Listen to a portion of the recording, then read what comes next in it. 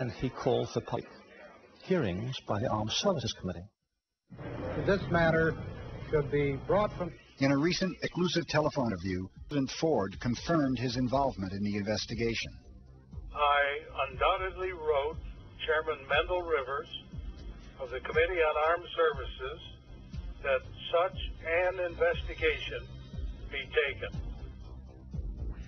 Congress heard testimony from a number of witnesses.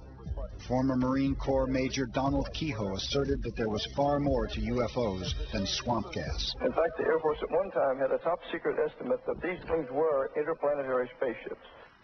To date, we have over 10,000 cases at Wright-Patterson Air Force Base, of which 646 of these remain unidentified. The Air Force has been accused from time to time of hiding information about UFO. What do you have to say to that, Colonel Cathy? Well, these charges are absolutely untrue. The Air Force continued to maintain that it was hiding nothing. And we've always honored accredited media when they want to investigate a given specific sighting. There's nothing to hide. There's nothing to hide at all. Now, this is not an attack on the Air Force spokesman or the project spokesman. They are simply following orders to explain away all UFO sightings as quickly as possible when they become public and deny that UFOs really exist. So it was pressure from Congress that led to the study.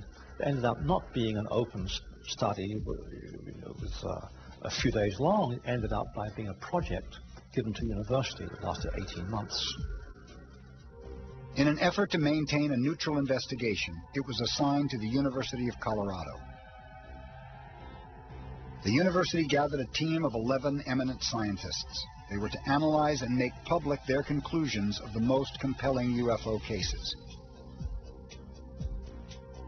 As reported in a 1968 feature article published by Look magazine, the university study was doomed from the beginning.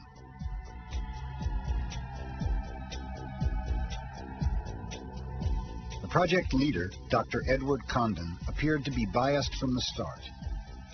In February of 1967, he stated, "My attitude right now is that there's nothing to it." He added, "But I'm not supposed to reach a conclusion for another year."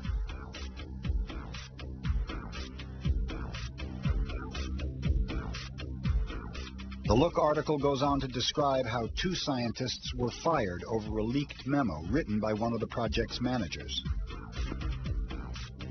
This memo dictated what the project's conclusions were to be before the project even started. The leaked memo read, "The trick would be, I think, to describe the project so that to the public it would appear a totally objective study, but to the scientific community would present the image of a group of non-believers trying their best to be objective, but having an almost zero expectation of finding a saucer." When Representative J. Edward Roosh read the leaked memo and all the controversy published by Look magazine, he urged Congress to take over the investigation because he challenged the objectivity of the study. His plea was ignored. Left unchecked, the project chairman announced the conclusions to the anxiously waiting press. Dr. Condon stated that nothing has come from the study of UFOs that has added to scientific knowledge. It is not a fair and accurate summary of the body of the report, which a summary should be. 3 decades later, Dr. Peter Stoic, an astrophysicist from Stanford University, takes a close look at some of the case studies never mentioned in Condon's summary. The Condon report is really a complex document. If you're looking for what they thought were wild goose chases, you'll find those. If you're looking to see whether there are any intriguing cases that were really challenges to the staff, you'll find them. And if you want to see whether the staff thought anything was what they call, quotes, a real UFO, you'll find that too. There are 2 radiovisual cases analyzed by MacDonald and Thayer. In conclusion, although conventional or natural explanation certainly cannot be ruled out, the probability of such seems low in this case, and the probability that at least one genuine UFO was involved appears to be fairly high.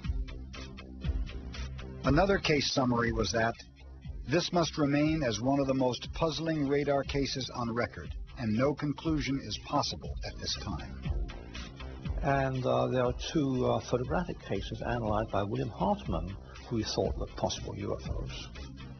This is one of the few UFO reports in which all factors investigated, geometric, psychological, and physical, appear to be consistent with the assertion that an extraordinary flying object, silvery, metallic, disc-shaped, tens of meters in diameter, and evidently artificial, flew within sight of two witnesses. But they do not feature at all in Condon's summary. The part that most people read, the part that the press referred to, were the few pages of recommendations and about one chapter, a short chapter summary that were written entirely by Condon.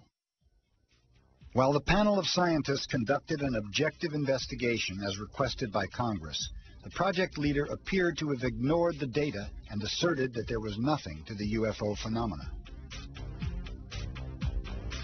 On December 18, 1969, the New York Times quoted Dr. Condon saying it was a bunch of damn nonsense and that he was sorry that he ever got involved with such foolishness. Condon's 30-year-old conclusions are still being used today as a benchmark to prevent further official scientific investigation.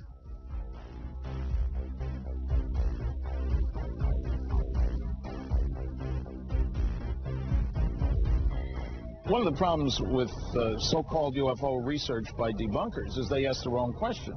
Their question is, what are UFOs? Really what they're saying is, are all UFOs alien spacecraft? And the answer, of course, is no. The proper question is, are any? It appears that many people in power are being kept out of the loop regarding the UFO phenomenon. At the same time, covert operations being conducted by the military-industrial complex seem to have escaped government supervision.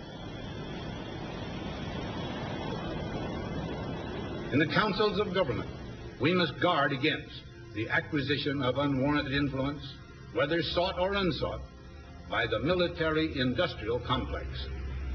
In his farewell address to the nation, President Eisenhower cautioned the public about the relationship between the U.S. military and the industrial sector which supplies the military with weaponry and equipment.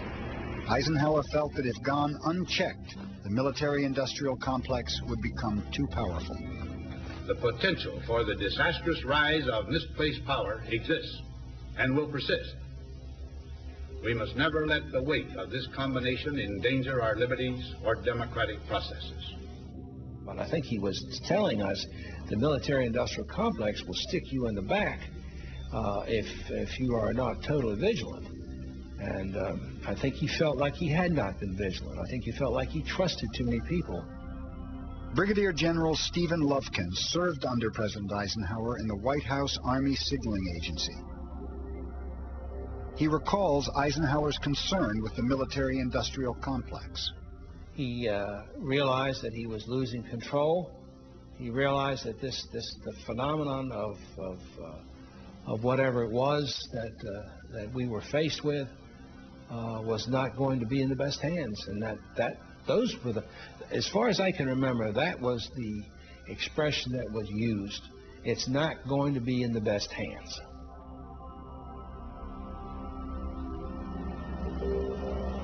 Almost as great as the mystery surrounding the origin of UFOs is the wall of denial encountered even by the most powerful citizens in the land. In October of 1969, President Jimmy Carter, who was then governor of Georgia, had a UFO sighting. He filed a report with the National Investigations Committee on Aerial Phenomena. In the report, he described a sharply outlined, self-luminous object about the size of the moon. It maneuvered silently in front of 10 witnesses. At a recent book tour, we asked President Jimmy Carter about his sighting. What happened to the UFO? I don't really know what happened to it. I saw one, but I don't know what, it just disappeared.